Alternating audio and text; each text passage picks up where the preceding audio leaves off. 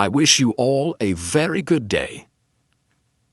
Today, I want to share a story with you that happened in Afghanistan, way back in the year 2011, out at Camp Leatherneck, under skies so wide they made you feel both invincible and simultaneously very small. It's a compelling story I witnessed with my own eyes about a woman no one really knew, and a lesson that came in the profound quiet after the gunfire. Now, let us begin.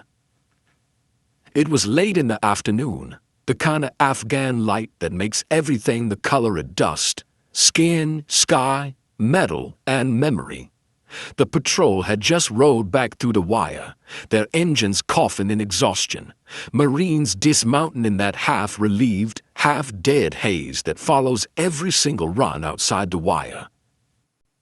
Corporal Ryan, known as Tex, Gardner tossed his helmet onto a crate, sweat streaking vividly through the grime on his face. He said aloud that it was a good waste of a Sunday, grabbing the nearest canteen and drinking like he had been lost in the desert for many days. Across the gravel yard, a small group gathered near the makeshift coffee shack. There were a few Marines, a contractor, and one of the interpreters. She was quite easy to miss. A small frame, a plain tan headscarf tucked neatly under her cap, a soft voice that almost never spoke unless she was asked something directly.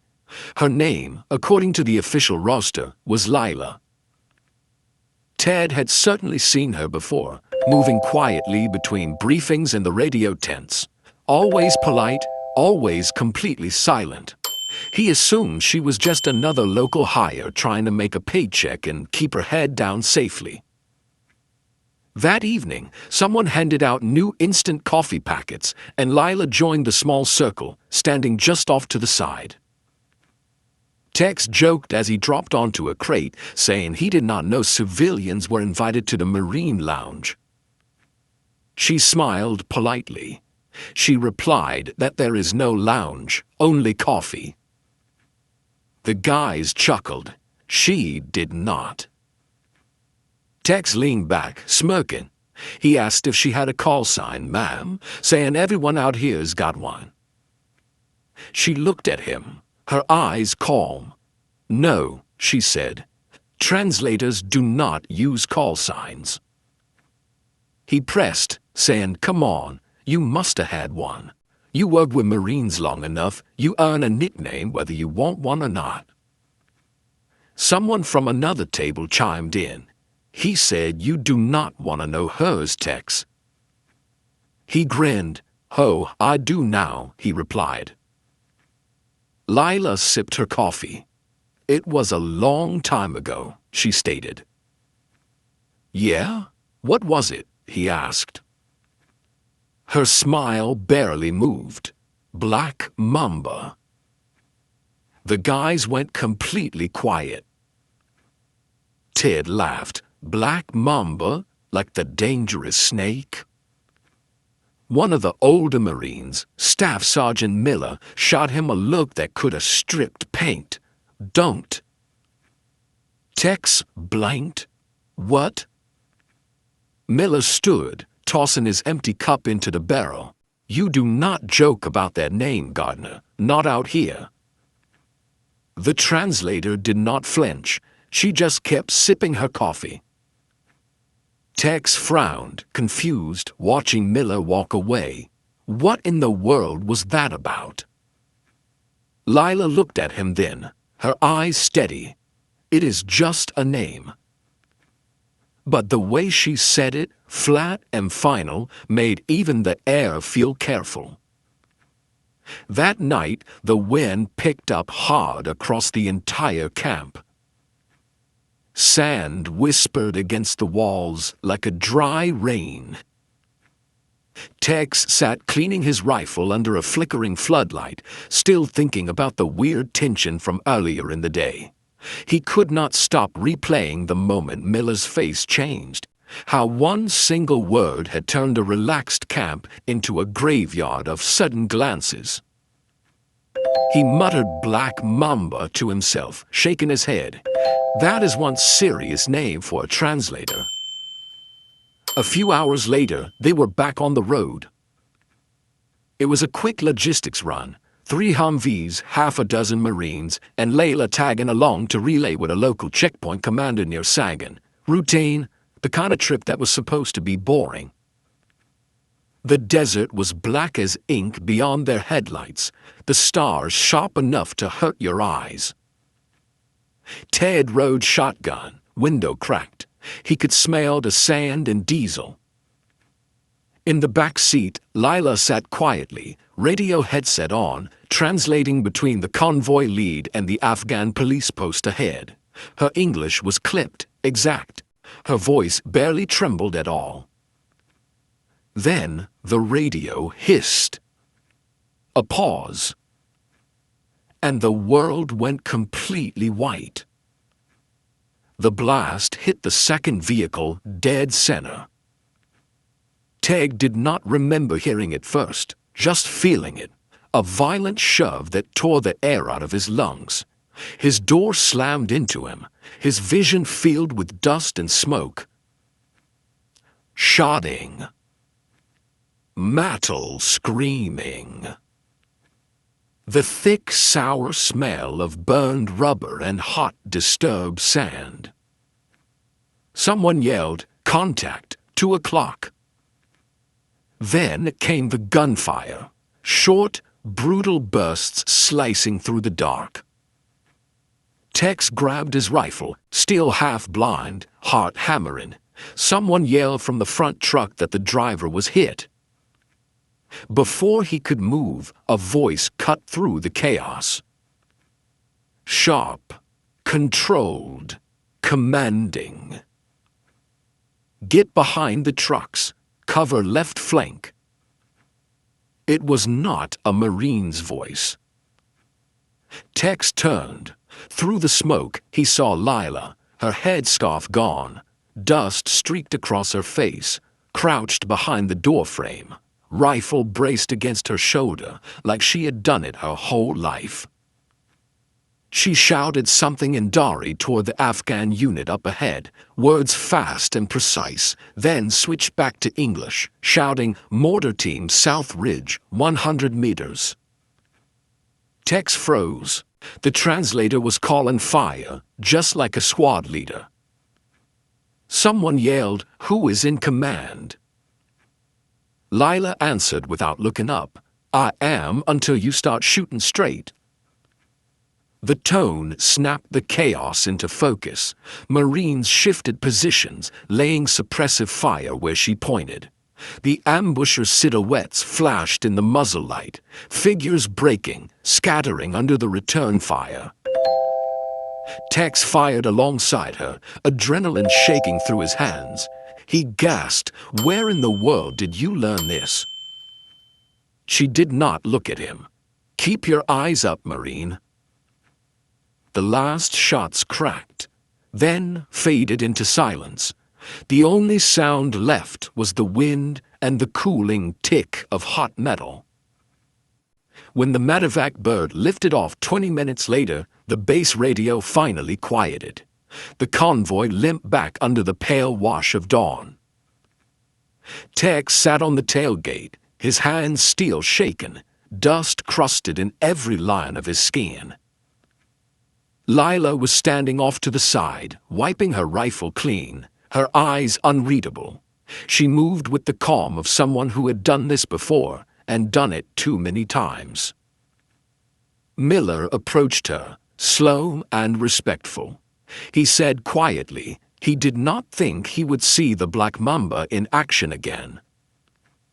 She gave him a tired half-smile. "Neither did I." Then she turned and walked toward the tents, her boots crunching on the gravel. Tex stared after her. He whispered, "You are telling me that was her?" Miller nodded. "Yeah, back before the pullout. She led the Katanga rescue in 2009, saved 12 of ours. Half her unit did not make it. That is why the name sticks." Tex looked down at the sand. the guilt catching up to him in the slow churn of adrenaline. I called her a civilian. Miller shrugged. She was, once. Later that morning, Tex found her outside the comms tent, tying her headscarf back into place. He hesitated. Ma'am, Lila, about earlier, I did not know. She smiled faintly. Now you do. He nodded, awkward. Guess I will not forget the name this time. Her gaze was steady, kind, good. Then maybe it means what it is supposed to. The sun climbed over Camp Leatherneck, burning the dust to gold. The convoy trucks sat scarred but standing. The flag hung motionless in the still heat. And somewhere beyond the perimeter, the legend of Black Mamba was already moving again, quiet, sharp, alive in the way respect always is, earned, not given. The next evening, Camp Leatherneck was quieter than usual, the kind of quiet that comes after a close call, the base breathing again, but not deeply yet. Tex sat outside the barracks, his shirt half unbuttoned, nursing a warm bottle of water.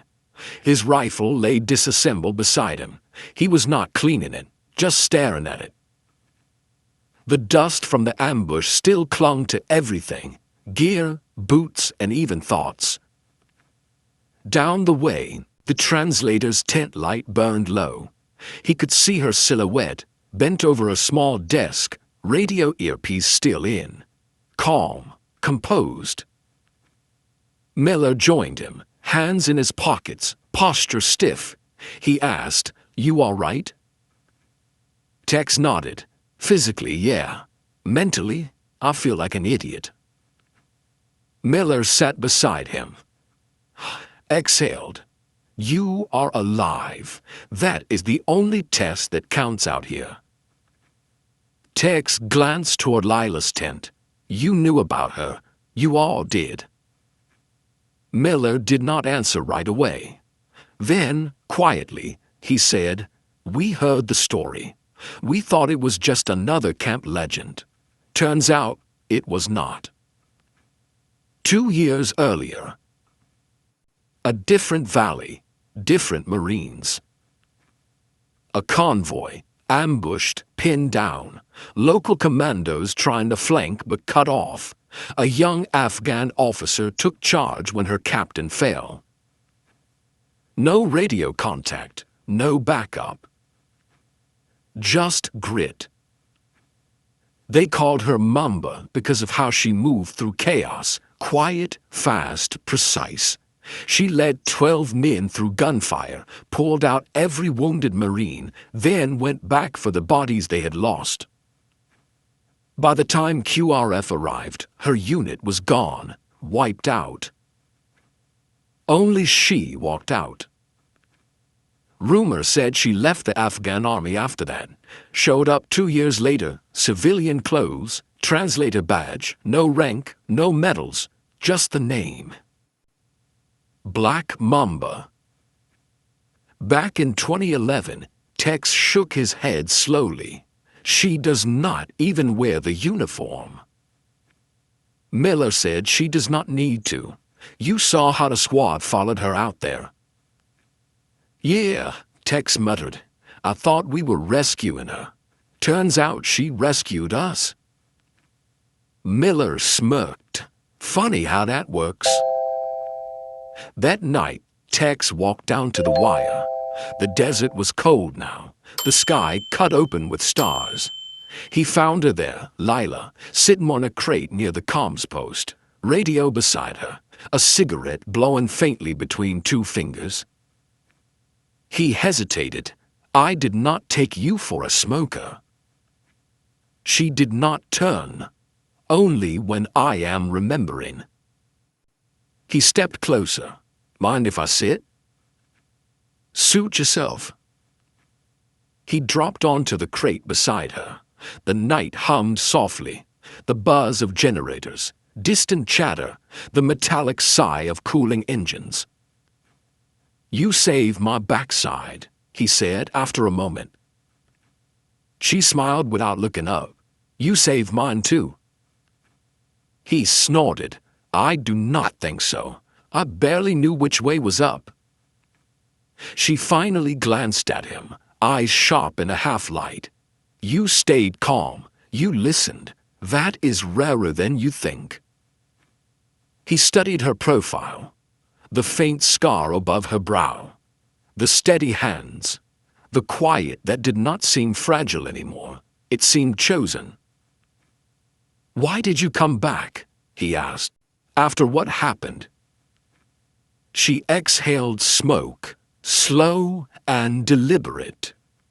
"Because some of us do not get to leave what we start." "Then why not stay in uniform?"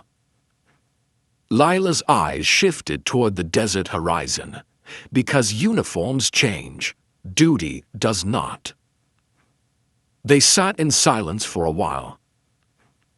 The desert has a way of swallowing sound, making every word feel like it costs something.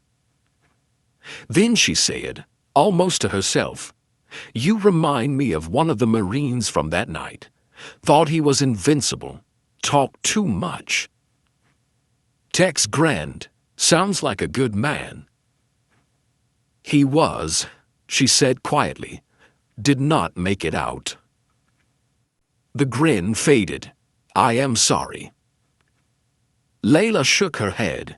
"Do not be. He made his choice. So did I." She stubbed the cigarette against the crate, sparks flaring briefly. "You Americans talk a lot about courage, but you forget sometimes courage is quiet. It does not shout. It just keeps working." Tex nodded, words caught somewhere between his throat and his chest. Then, after a beat, he asked, "What does Black Mamba mean, really?" Layla smiled faintly. "A snake never warns before it strikes." He let out a low whistle. "Guess that fits." The next morning, Command had her back in briefings, translating, calm, professional, like the ambush never happened at all. The Marines moved slower that day, each one watching her a little differently now. The usual jokes died before they reached their mouths.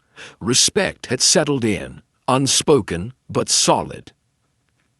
When Tex passed her in the chow line, she gave him the smallest nod. He returned it without a single word.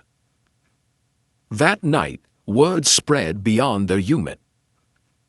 A translator had taken command during an ambush, saved a convoy, and walked away like it was just another day's work.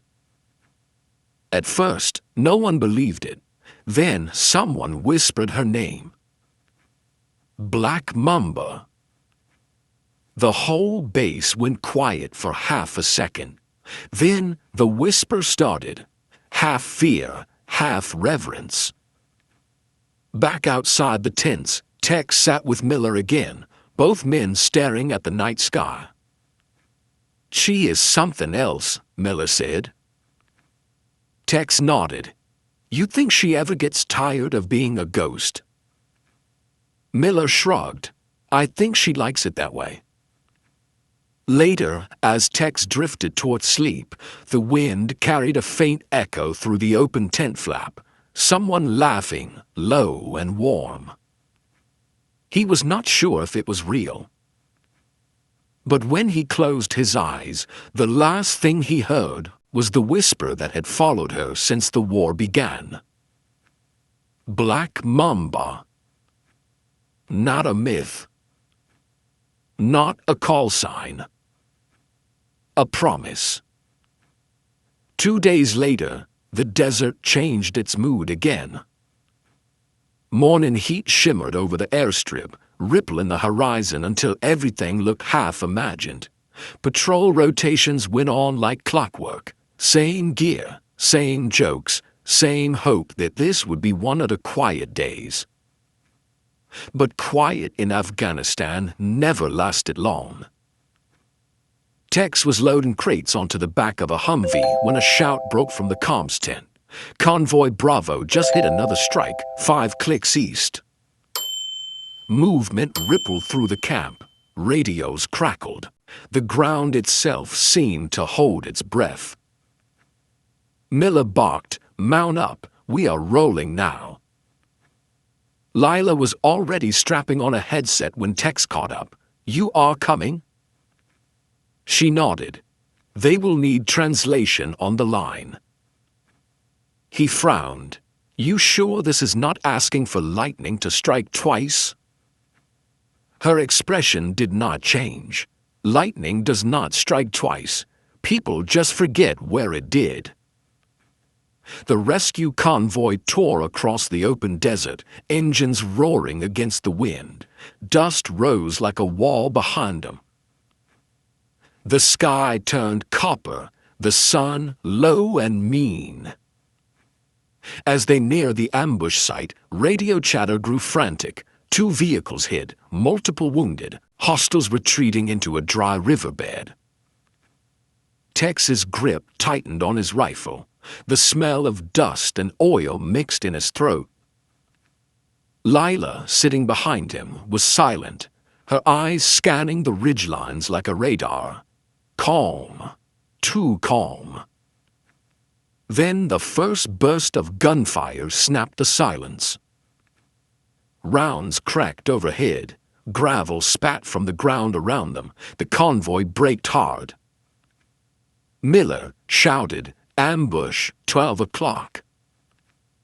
Tex dove behind the wheel well, returning fire toward the ridgeline. But visibility was a joke, sand everywhere, sun blinding. He yelled, "I cannot see anything." Lila was already moving, low, fast, voice cutting through the static. "Shift right, use the ridge for cover." No hesitation, no permission asked. Her tone alone rerouted the chaos. Marines responded before realizing they were following her orders. She knelt beside a wounded corporal, patched a tourniquet with one hand, keyed the radio with the other. "Echo team, flank east, cut off their retreat before they reach the ravine." Tex stared at her. It was not adrenaline. It was control.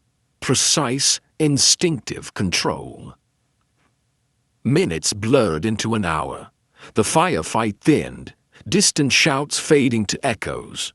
When it finally broke, the desert went still again, all sound absorbed by the heat. Smoke hung low over the ridge. Lila stood on the high ground, radio pressed to her ear, her scarf torn, dust streaked across her face. Behind her, Marines were gathering the wounded, clearing weapons, reloading. Tex climbed up beside her, breathing hard. "We clear?" She lowered the radio, nodded. "For now." He followed her gaze across the horizon. Small black dots, the insurgents, were scattering into the dunes. "Dawn," Tex muttered. "You were right about lightning." Her lips curved faintly.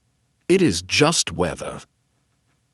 Back at base, command swarmed them. Reports, photos, debriefs. By sundown, word had already reached headquarters that the translator from the last incident had led another successful counter-ambush. She refused interviews. She refused commendations. When the colonel offered to recommend her for a U.S. civilian medal, she just said no. "I have already been decorated enough for dying men." That night, Tex found her sitting alone near the flight line, the desert wind playing with the edge of her scarf. He said quietly, "You know, most people would have taken that medal."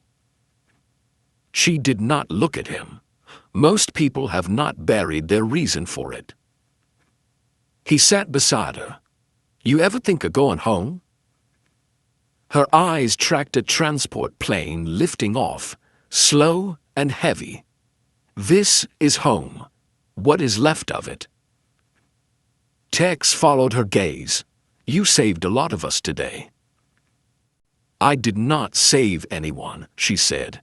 "I just reminded you how not to die." He smiled faintly. "You really do not make this easy for a guy to thank you." She turned to him, her voice softer now. "You want to thank me? Learn something from it. Stop treating war like a story you are still writing. Hit like a punch, simple, clean, inarguable." He did not respond. He could not.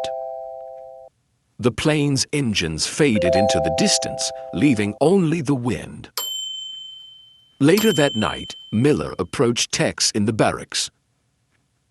"Command is saying she is rotating out. Civilian contract is done." Tex blinked. "She is leaving?" "Tomorrow morning." He stood, restless. "Does she even have a place to go?" Miller gave him a look that said, "Do not ask questions you cannot answer." At dawn, Tex walked out to the airfield. Lila stood near the transport ramp, a duffel slung over one shoulder. He called out, "Leaving without a goodbye?" She smiled, small and quiet. "You Marines do not say goodbye. You just redeploy." He stepped closer, unsure how to stand, what to say. "You will keep the call sign?" She met his eyes. "It was never mine. It belonged to what I had to be." "Then what are you now?" he asked. She thought about it. A woman who is tired of remembering. She handed him something, a patch, black background, gold stitching of a snake. "For the next time someone thinks being loud makes them brave." He took it carefully. "You sure?" Her smile did not reach her eyes. "You will know when to earn it."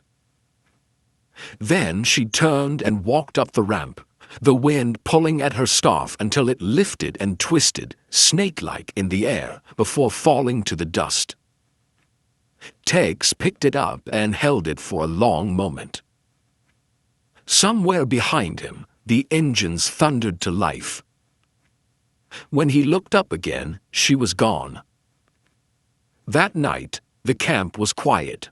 Only the sound of wind moving across wire and the ticking of the base clock echoing through the radio tent. Tex pinned the patch above his rack, right where the morning sun would hit it first. And when someone asked him later what it meant, he just said, "It means you never underestimate the quiet ones." The desert has a way of remembering. It holds everything, the heat, the dust, the sound a name shouted through smoke, and sometimes when the wind shifts, it brings things back you thought were gone for good. 3 months after Lila left Camp Leatherneck, the story of Black Mamba had already started to turn into a myth again. New units rotated in, old ones shipped home. But every so often, someone at the fire pit would whisper her name, half disbelief, half reverence. Tex never corrected them.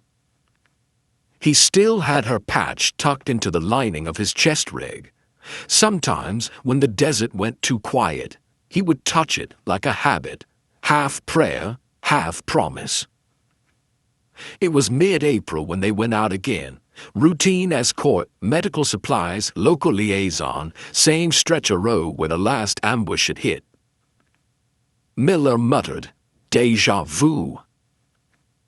Ted said, forcing a grin, "Let us not make it a trilogy." The convoy rolled out before dawn, headlights cutting through the gray. The radio chatter was light, the kind that hides nerves under jokes. But Tex could not shake a feeling. Something about the silence beyond the glass.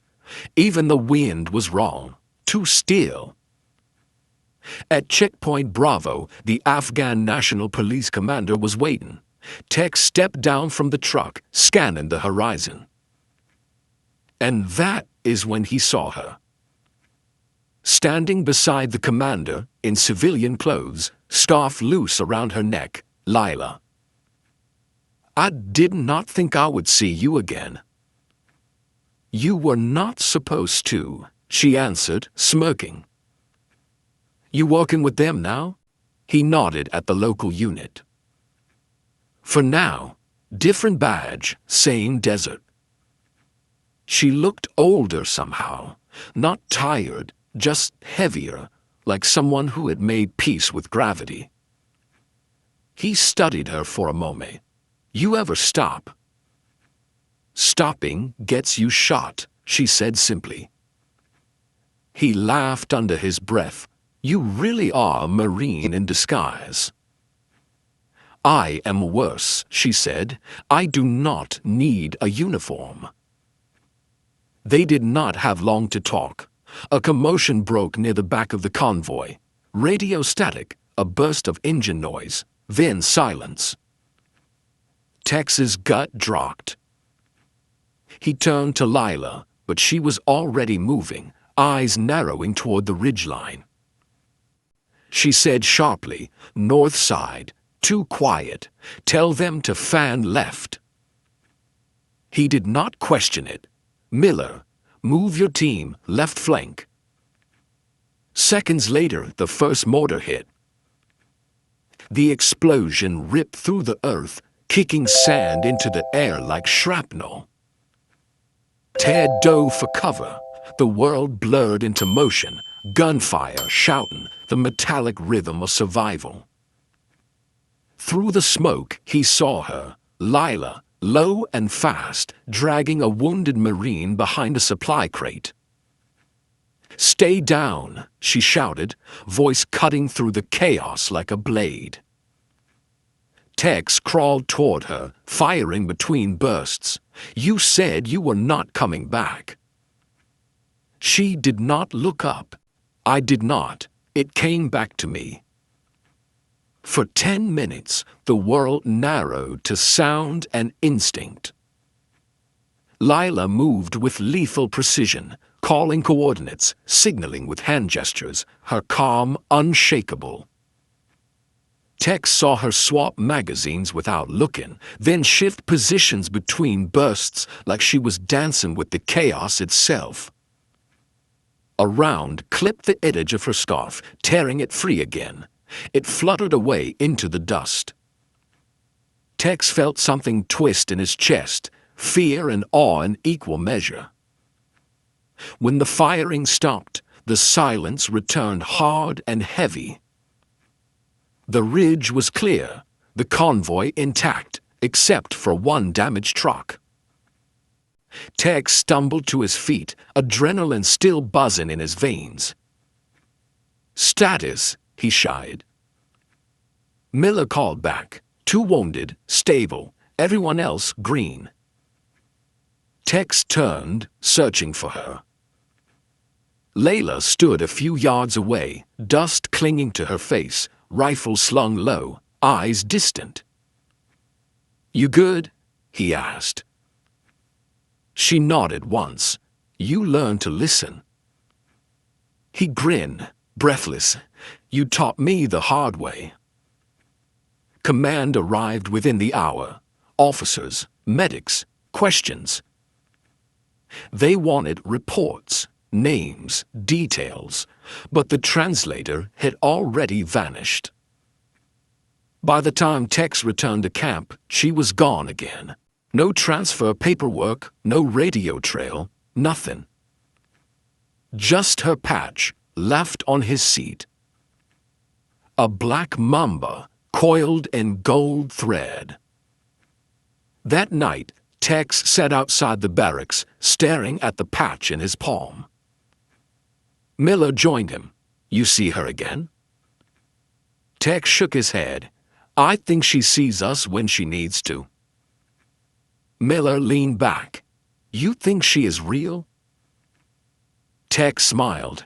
I have got scars that say she is. Later, when the desert finally went still, Tex walked to the wire and looked out at the endless dark.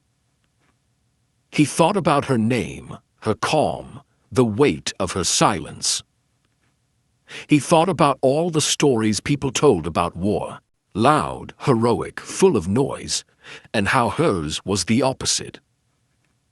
A story told in quiet commands, in patience, in the way she held a weapon like it was the last truth left in the world. He whispered into the wind. Simplify, Mamba. The wind carried the words out into the night. No echo, no answer. But somewhere far beyond the wire, a single rifle shot cracked the darkness.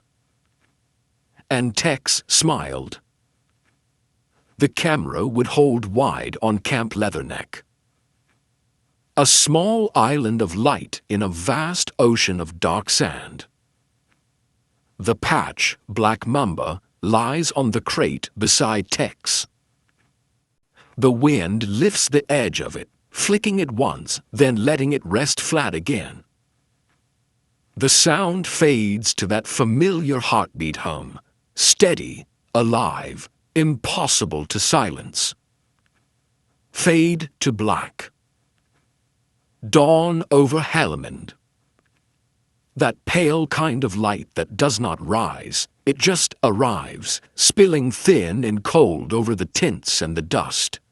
The base was quiet again, as if the desert itself was pretending nothing had happened the night before. Text